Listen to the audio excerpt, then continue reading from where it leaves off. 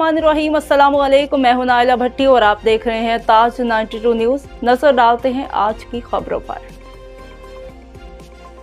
रहीमी अरखा से मलिक नूर जमान की खबर शामिल करते हैं। सादिकाबाद की नवाही इलाके मौसा भारा में ज़िले सदर पाकिस्तान तहरीक इंसाफ सरदार रईस महबूब अहमद खां, पाकिस्तान तहरीक इंसाफ के रहनुमा PP 265 N 173 चौधरी सजाद अहमद बड़ाइच और चौधरी आमिर मुख्तार उम्मीदवार PP 266 और चीफ सरदार सलीम जान खान सोलंकी के हमरा मोहम्मद रमज़ान सोलंकी के वालिद मोहम्मद पनाह सोलंकी की वफ़ात पर ताज़ियत व फातिहा ख्वानी की। इस मौका पर पीर बख्श सोलंकी, मोहम्मद हसन सोलंकी, मोहम्मद अकरम सोलंकी, कामरेड अब्दुल हकीम सोलंकी, ज़हूर अहमद सोलंकी, सरदार मोहम्मद इस्माइल चदड़, नूर अहमद कोश, सरदार शाह अली अलमानी, रावल्ताब रहमान, जाम खान अब्बासी, हाजी शहजाद सरवर चौधरी, जाहिद नदीम चौधरी, अफसाल सईद और दीगर अहबाब भी मौजूद थे।